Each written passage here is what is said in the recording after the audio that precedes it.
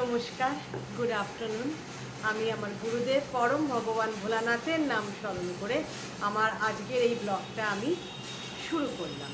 তোমরা প্রত্যেকে নিশ্চয়ই খুব ভালো আছো, আর আমিও বেশ ভালো আছি।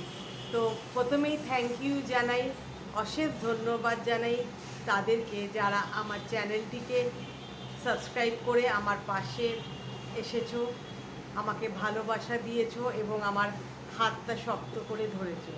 এবং যারা এখনও সাবস্ক্রাইব করে উঠতে পারোনি, প্লিজ আমার চ্যানেলটিকে সাবস্ক্রাইব করো, আমার পাশে থেকো এবং দেখো। খুব একটা যে খারাপ, আমি খুব ভালোও না আবার একেবারে খুব খারাপও না। তো আমার জীবনের গল্পগুলো, আমার কিছু জ্ঞানের কথাও আছে, তোমাদের জ্ঞানও আমি অনেক সময় দিই। তো খুব একটা খারাপ না, কিন্তু দেখতে পারো। আর দেখে ভালো লাগলে অবশ্যই লাইক কমেন্ট করো, আমার খুব ভালো লাগবে। আমার আমি কাজে উৎসাহ পাবো। কারণ আমি আগাগোড়াই বলে আসি, প্রত্যেক দিনই বলতে গেলে বলি যে আমি একজন সাধারণ গৃহবধূ, কিচ্ছু জানি না। এই কম্পিউটারের কাজ বলো, মডার্ন যে টেকনোলজিক্যালের ব্যাপারগুলো মানে বুঝিও না, এবং বুঝলে এখন যদি আমার মেয়েরা বোঝাতে আসে, আমার মাথার ভেতরটা কেমন দপদপ করতে থাকে, বোঝার চেষ্টাও করি না অনেকটা। এই মডার্ন যে টেকনোলজি বা মেশিনারিজ এইসবের দিক থেকে আমি অনেকটা পিছিয়ে আছি, এগুলো আমি কিছুই জানি না। কিন্তু তবুও তো আমি চেষ্টা করছি তোমাদের সামনে কিছু না কিছু মানে আমার জীবনের গল্প তুলে ধরার, মানে তুলে ধরছি রোজ। তো দেখো, দেখলে খুব খারাপ লাগবে বলে আমার মনে হয় না। তো যাই হোক, আজকে আমার যেটা বক্তব্য সেটা একটু অন্যরকম। মানে রোজগার যেই ঘটনাগুলো বলি, যেটা আমার জীবনেও ঘটে গেছে বা আমার কাছের মানুষের জীবনে ঘটেছে, যারা আমার বন্ধু বান্ধব তাদের মধ্যেও ঘটেছে, সেরকম ঘটনা তো প্রত্যেক দিনই তোমাদের কাছে বলি। তো আজকে একটু অন্যরকম, একটু ডিফারেন্ট। শোনো, আচ্ছা শোনো, মানে বলছি ব্যাপারটা কি, শোনো। তা হয়তো তোমাদের একটু উপকারও লাভ হতে পারে। তো আমি অনেকে হয় না যে নিজের মানে সাজগোজ বা কি করে নিজের স্কিন ভালো রাখবে, এইসব নিয়ে না অনেকে মানে প্রচণ্ড চিন্তা ভাবনা করে। মানে কি খেলে তাকে দেখতে ভালো লাগবে, বা তার বার্ধক্য ব্যাপারটাকে রোধ মানে যাতে তাকে বয়স্ক না দেখায় বা বয়স্কা না দেখায়, স্কিন কিভাবে গ্লো করবে, এইগুলো না অনেকে মানে পড়াশুনো করে, বা অনেকে এই সম্বন্ধে খুব অ্যালার্ট যে আমাকে কি খেলে পরে। আমি অনেককে শুনেছি সবজি সেদ্ধ খেয়েই থেকে গেল, মানে তাদের ইচ্ছে করলেও সে অন্য কিছু খায় না, মানে এইরকম।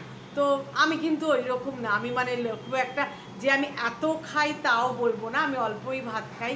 কিন্তু আমার একটু মানে মাছে ভাতে বাঙালি বলতে পারো, মাছ ভাত মাংস, মানে আমিষ আহারটাই আমি খুব পছন্দ করি। এবার অনেকে আমাকে বলছে যে একটা এজের পর, মানে 50 ক্রস করে যাওয়ার পর রাত্রিবেলা মানে নিরামিষ খাওয়াটাই ভালো, কিন্তু সেটাও আমি অ্যাভয়েড করতে পারি না। আমি না এই সম্বন্ধে সচেতন না, এবং এটা আমার ছোটোবেলা থেকেই। আমার মা কিন্তু মানে এটা নিয়ে দুঃখ করতো, আমার মা কিন্তু বেশ সাজগোজ করতো। তো আমার মা বলতো আমার মেয়েটা না কিছু মানে সেরকম সাজগোজ করে না, বা হয় না আমাদের আমার মা অনেক সময় না টেনে টেনে আমাকে নিয়ে না ওই হলুদ বাটা, তারপরে মুসুরির ডাল বাটা এরকম ছুটির দিনে মাখিয়ে দিত। আমি তক্ষুনি মানে 5 মিনিটও হতো না, আমি কি সঙ্গে সঙ্গে মুখ ধুয়ে ফেলতাম। মানে আমার যেন কেমন করতো শরীর, মানে তখন মা বলতে এতে দেখবি তোর স্কিন ভালো হবে। আমার মায়ের স্কিন কিন্তু খুব ভালো ছিল, মারা কিন্তু ছোটোবেলায় এইগুলোই, এইসব টোটকাই মানে এই ঘরোয়া টোটকাগুলোই করতো।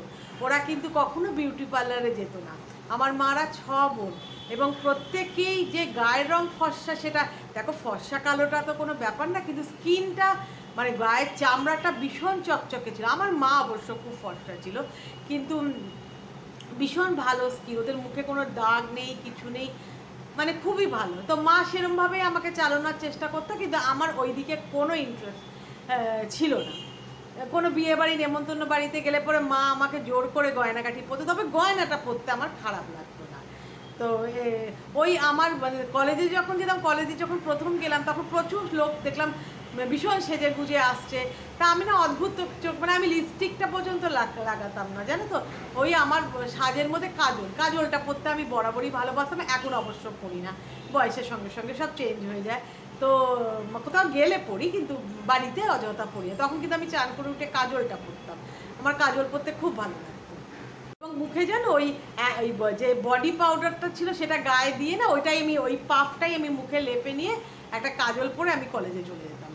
তো হঠাৎ যখন আমার মেয়েরা স্কুলে যেতে আরম্ভ করলো, তখন ওই নানা রকম কথাবার্তা হয় না, যে আমি তো এটা করি, আমি তো ওইটা করি, আমি চুলে এটা লাগাই, কেউ বলছে যে আমি তো মাঝে মাঝেই বাড়িতে নিজস্ব প্যাক বানিয়ে, ফ্রুট প্যাক বানিয়ে লাগিয়ে মিনিট 15-20 চোখ বন্ধ করে মুখ বন্ধ করে খাটে শুয়ে থাকি। তো এইসব আমি শুনতে শুরু করলাম।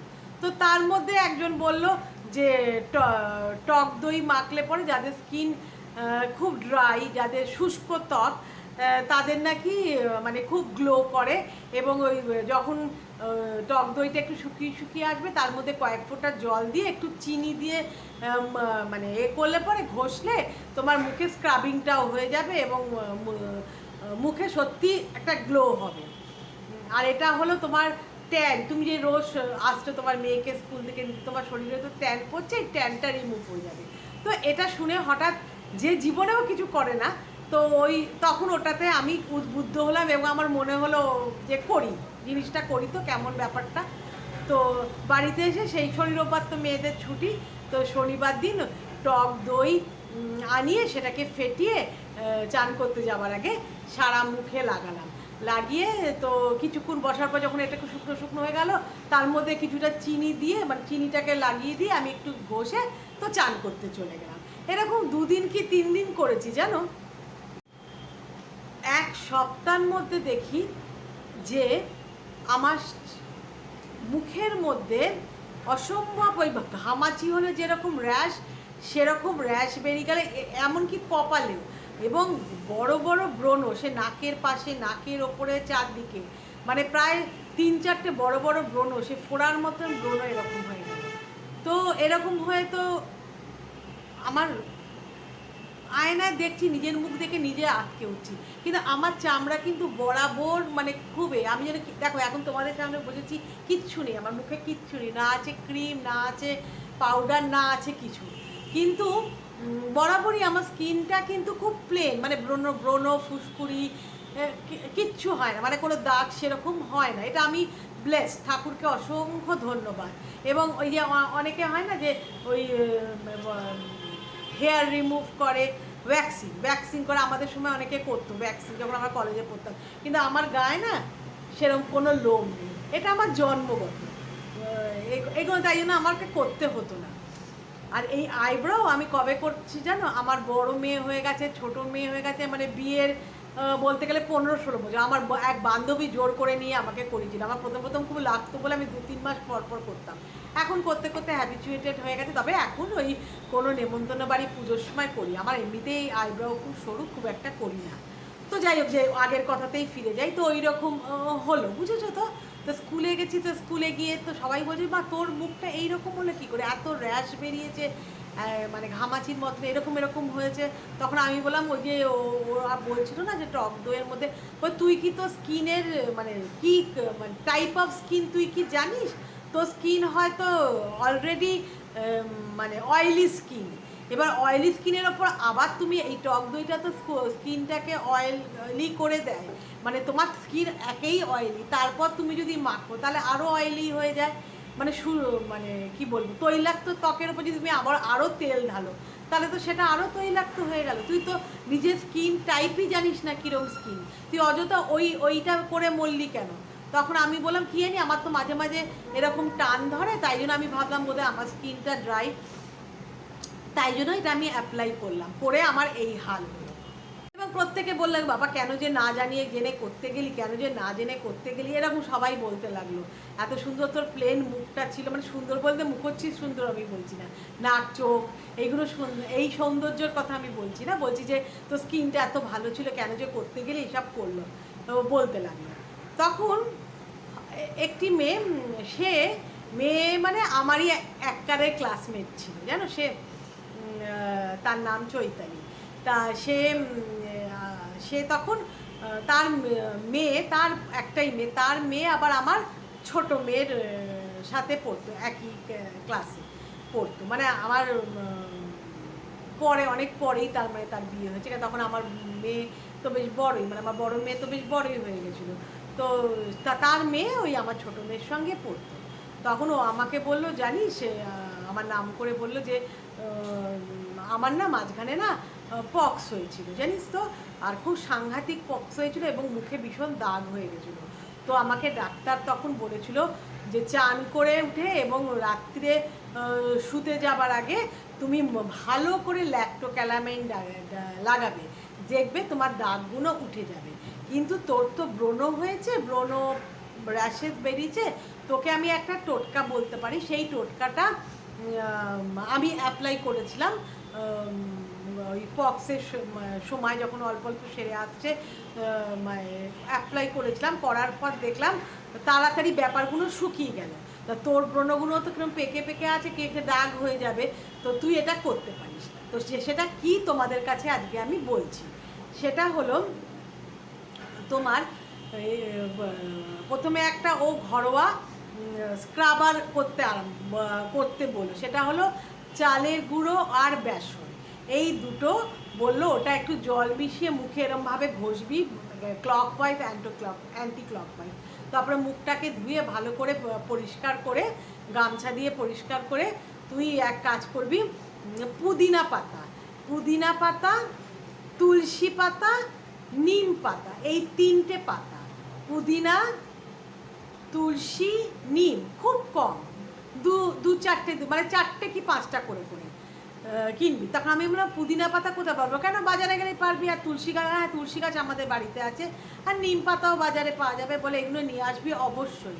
এবং এতটা এক করের মতন, ধরো এই 1 করের মতন হলুদ, কাঁচা হলুদ, ওই আর অল্প একটু চন্দন গুঁড়ো বা চন্দন বাটাও হতে পারে, সব একসঙ্গে পিষে তোর যেই জায়গাগুলো হয়েছে ব্রণ এবং যেই জায়গাগুলো হয়েছে পা, পুরো মুখেও লাগাতে পারিস।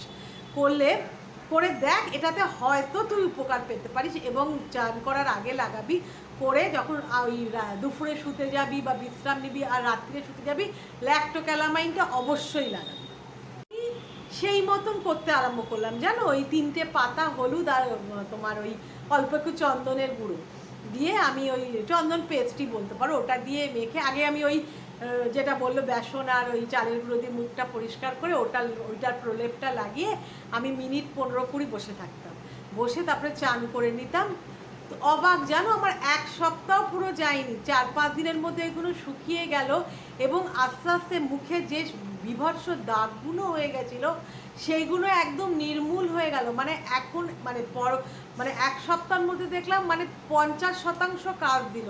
এবং ওটা আমি 1 মাস কন্টিনিউ করেছিলাম। করার পর দেখলাম আমার মুখে যে ওই বিভৎস ব্যাপারটা কেউ দেখলে বুঝবেই না, আমার বাড়ির লোকেরাও দেখে অবাক। না, বর বলো বা এত তাড়াতাড়ি তোমার এরকম হয়ে গেল। তো তোমাদেরকেও এটা বলে রাখি যে তোমাদের যদি কারোর ব্রণ, ফুসকুড়ি বা এই র্যাশের সমস্যা থাকে বা অয়েলি স্কিন থাকে, তো আমার এই টোটকাটা করতে পারো, তোমরা অবশ্যই উপকার পাবে। আর আরেকটা কথা বলে রাখি, অযথা এই আমার মতন ভুল করো না, নিজের স্কিন টাইপটা না জেনে অযথা অনেক কিছুই বলবে। এখন তো ইউটিউবে নানা রকমের বলছে যে এটা করো, ওটা করো, সেটা করো, তোমরা কিন্তু না জেনে শুনে এগুলো কিন্তু অ্যাপ্লাই করো না, তাহলে আমার মতন একটা বিভৎস মুখ হয়ে যেতেও পারে। আর যদি হয়ে যায় তো এই টোটকাটা করে দেখো, তোমরা অবশ্যই উপকার পাবে, 100% আমি বলছি উপকার পাবে। তো কেমন লাগলো আমার এই টিপসগুলো জানিও, এবং যদি তোমাদের আমি উপকারে আসি তাহলে আমার খুব ভালো লাগবে। এবং যদি করে তোমাদের মানে যাদের এইরকম সমস্যা হয় তারা যদি এগুলো করে উপকার পাও, তবে অবশ্যই আমাকে লাইক কমেন্ট করে জানিও প্লিজ, আমার খুব ভালো লাগবে তাহলে।